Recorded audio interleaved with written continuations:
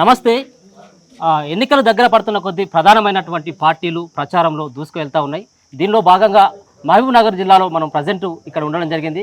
Mahabubnagar parliament అభ్యర్థిగా DK అరుణ గారితో ఒకసారి మాట్లాడేటువంటి ప్రయత్నం చేద్దాం. మేడం నమస్తే.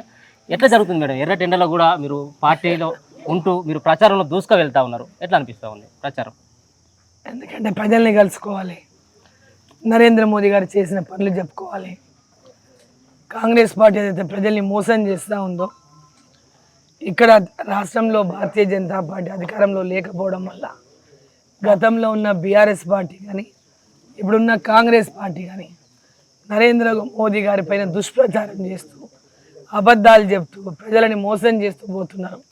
సో నరేంద్ర మోదీ గారు కేంద్ర ప్రభుత్వం ద్వారా ఈ రాష్ట్ర ప్రజలకు అందించినటువంటి అన్ని అభివృద్ధి కార్యక్రమాలపైన, అన్ని సంక్షేమ పథకాలపైన ప్రజలకు ఇంటింటికి వెళ్ళి వివరిస్తూ వారిని పూర్తిగా నరేంద్ర మోదీ గారి యొక్క నాయకత్వం ఈ దేశానికి ఎందుకు అవసరమో తెలియజేస్తూ ఈరోజు ప్రతి ఒక్కరు కూడా నరేంద్ర మోదీ గారికే ఓటు అనేటటువంటి పరిస్థితి గ్రామాల్లో ఏర్పడింది.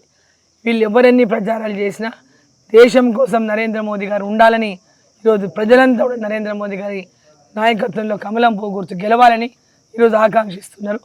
దీంట్లో ప్రచారంలో ఎన్నికలు మే 13 ఈ రోజు నుంచి లెక్క తీసుకుంటే 15 రోజులు ఉన్నాయి.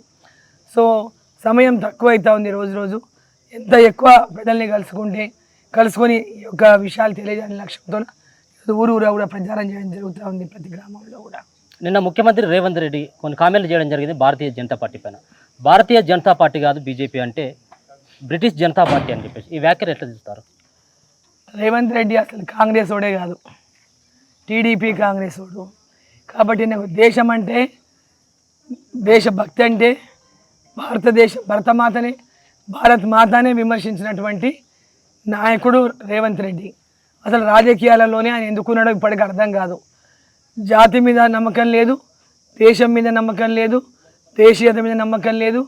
ఆయన ఈరోజు భారతదేశాన్ని నరేంద్ర మోదీ గారు ప్రపంచ దేశాలన్నీ కూడా నరేంద్ర మోదీ గారి వైపు పక్క చూస్తుంటే, ఈరోజు భారతదేశాన్ని ప్రపంచ దేశాల్లో అత్యధికంగా అభివృద్ధి చెందినటువంటి దేశంగా నరేంద్ర మోదీ గారు మారుస్తుంటే అది చూసి జీర్ణించుకోలేనటువంటి నాయకులు కాంగ్రెస్ పార్టీలో ఉన్నటువంటి రాహుల్ గాంధీ యొక్క నాయకత్వం ఈరోజు దేశంలోనే లేకుండా పోయినటువంటి సందర్భంలో ఈ దేశానికి కాంగ్రెస్ పార్టీ తరఫున నాయకుడు ఎవరు అంటే చెప్పుకునే దిక్కు లేనటువంటి పార్టీ కాంగ్రెస్ పార్టీ. వారు నరేంద్ర మోదీ గారి పేరెత్తేటటువంటి అర్హత కూడా లేనటువంటి నాయకుడు రేవంత్ రెడ్డి.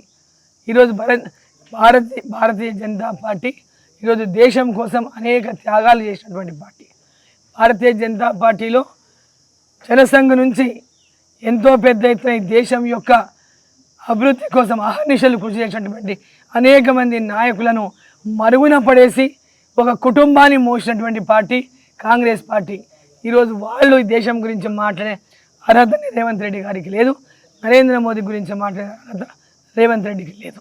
భారతీయ జనతా పార్టీ మళ్ళీ అధికారంలోకి వస్తే రాజ్యాంగాన్ని పూర్తిగా మార్చేస్తుంది, అంతేకాకుండా రిజర్వేషన్లు రద్దు చేస్తామన్నటువంటి ప్రచారం చేస్తూ ఉన్నది కాంగ్రెస్ పార్టీ. దీన్ని ఏ విధంగా చూస్తారు? ఏది చేతగాక ప్రజల్ని అంటే ప్రజల లోపల వీళ్ళపైన విశ్వాసం పూర్తిగా కోల్పోయినారు. ఈరోజు నరేంద్ర మోదీ గారు డాక్టర్ బాబాసాహెబ్ అంబేద్కర్ గారి యొక్క మార్గదర్శనంలో ఈ భారత రాజ్యాంగాన్ని పూర్తిగా విలువలిచ్చి దాన్ని ప్రజలకు పెద్ద ఎత్తున అభివృద్ధిలోకి దేశాన్ని ఏ విధంగా ముందుకు తీసుకుపోవాలి, వారు ఇచ్చినటువంటి ఆ రాజ్యాంగ సూచనలతోన ఆ రాజ్యాంగబద్ధమైనటువంటి ఒక లక్ష్యంతో నరేంద్ర మోదీ గారు ముందుకు పోతూ ఉంటే ప్రజల లోపల లేనిపోని అబద్ధాలు చెప్పి ఈ విధమైనటువంటి ఒక పక్క మత విద్వేషాలు రెచ్చగొడతారు, ఒక పక్క ఈ విధంగా రాజ్యాంగాన్ని మారుస్తారని అబద్ధాలు చెప్పి మోసం చేసి చూస్తున్నారు. వీళ్ళకి అందరికీ కూడా ఈరోజు ప్రజల లోపల కేవలం వీళ్ళు గెలవలేరని ముస్లింల ఓట్ల కోసం ఒక రాజకీయం చేస్తారు. వీరి నుంచి దూరమైనటువంటి ఎస్సీ ఎస్టీలు కానీ ముస్లింలు కానీ వీళ్ళు 60 ఏళ్ళ నుంచి ఈ వర్గాలకు ఏమీ చేయకపోగా కేవలం ఓటు బ్యాంకులో వాళ్ళని మార్చుకున్నటువంటి కాంగ్రెస్ పార్టీ ఇవాళ వాళ్ళ యొక్క విశ్వాసం పొందడానికి ఓర్లా ఎలకల పడుతూ ఉన్నారు. ఇట్లాంటి అబద్ధాలు చెప్పి ప్రజలని మోసం చేయడానికి చూస్తూ ఉన్నారు. కాబట్టి ఇవాళ ముస్లిం సోదరులను కానీ ఎస్సీ ఎస్టీ సోదరులను కానీ కాంగ్రెస్ పార్టీని ఇంతవరకే నమ్మి మీకు అన్యాయం జరిగింది, మీరు ఎక్కడ కూడా అభివృద్ధి చెందలేదు, నరేంద్ర మోదీ గారి నాయకత్వంలోనే ప్రతి పేదవాడికి కుల మత భేదాలు లేకుండా ఈ దేశం అభివృద్ధి చెందాలన్నా, ప్రతి ఒక్క పౌరుడు అభివృద్ధి చెందాలన్నా నరేంద్ర మోదీ గారితోనే సాధ్యం. రాజ్యాంగబద్ధంగా ఈరోజు అంబేద్కర్ గారు రాసినటువంటి ఆ రాజ్యాంగాన్ని అనుసరించి నరేంద్ర మోదీ గారు ముందుకు పోతా ఉన్నారు. లేనిపోయినటువంటి అబద్ధాలు మాట్లాడి నరేంద్ర మోదీ గారిని ఎదుర్కొనే శక్తి లేక ఇటువంటి దుష్ప్రచారం కాంగ్రెస్ పార్టీ చేస్తూ ఉంది. ఓకే, రాష్ట్రంలో ఒక పక్కన ఓట్ల రాజకీయం కాదు, ఓట్ల రాజకీయం నడుస్తున్నట్టుగా కనబడతా ఉన్నది.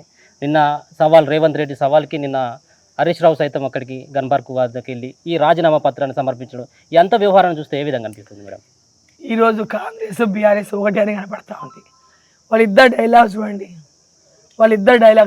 రేవంత్ రెడ్డి డైలాగు మొత్తం గతంలో చంద్రశేఖరరావు గారు కేసీఆర్ గారు ఏ భాష మాట్లాడిండో అదే భాష మాట్లాడుతున్నాడు.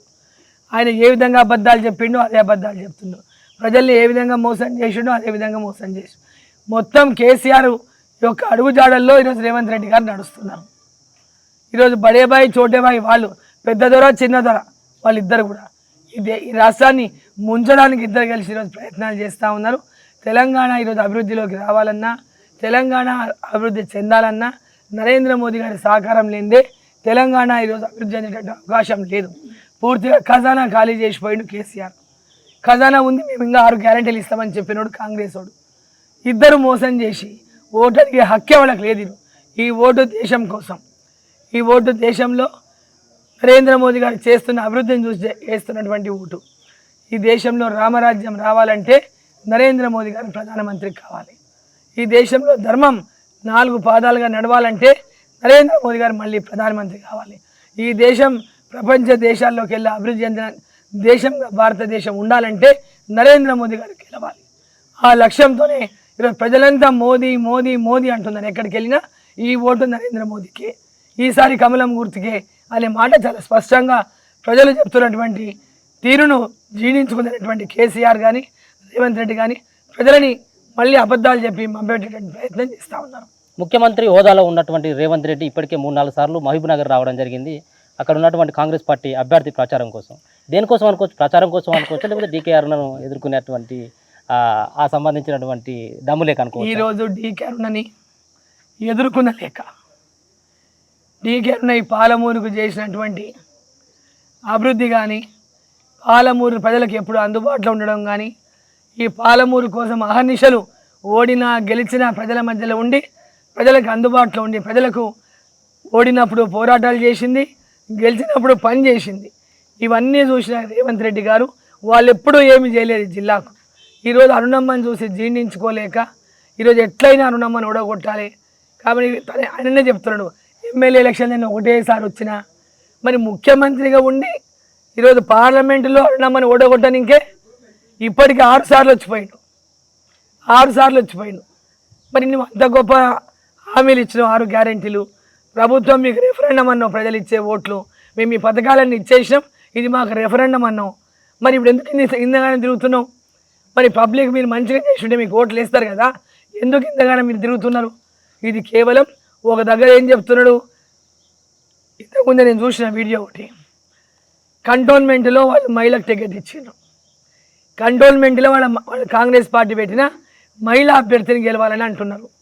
మరి ఇక్కడేమో ఈ జిల్లాకి ఎన్నో సేవలు అందించి మా కుటుంబంలో 2 ప్రాణాలను త్యాగం చేసి ఈ జిల్లా కోసం అహర్నిశలు సేవలు అందించి అనేక పోరాటాలు చేసి అభివృద్ధి చేసిన ఈ జిల్లాలో అరుణమ్మను ఓడగొట్టండి అని మొత్తం రాబందుల్లాగా ఎంటాడుతూ ఉన్నారు కాంగ్రెస్ వాళ్ళు. మరి ఈడ మహిళ కాదా అరుణమ్మ? మహిళను పట్టుకొని రోడ్డుకి వచ్చినట్ల దుర్భాషలు ఆడుతావు, ఆడనేమో మహిళ అంటావు. అసలు నీకు పూటకు ఒక మాట మాట్లాడుతావు. అసలు నీ లక్ష్యం ఏంది? ఒక ముఖ్యమంత్రిగా నీవు అసలు ముఖ్యమంత్రి అనుకుంటున్నావా, లేకుంటే నీలాగా ఒక ఆర్డినరీ మనిషి కూడా మాట్లాడు. సో ఈరోజు ముఖ్యమంత్రి పదవికే కళంకం అయిపోయింది రేవంత్ రెడ్డి గారి భాష. పూటకు ఒక మాట మాట్లాడతాడు. ఈరోజు పాలమూరు ప్రజలందరూ కూడా దేశంలో నరేంద్ర మోదీ గారు ఉండాలని కోరుకుంటున్నారు, పాలమూరులో అరుణమ్మ ఉండాలని కోరుకుంటున్నారు.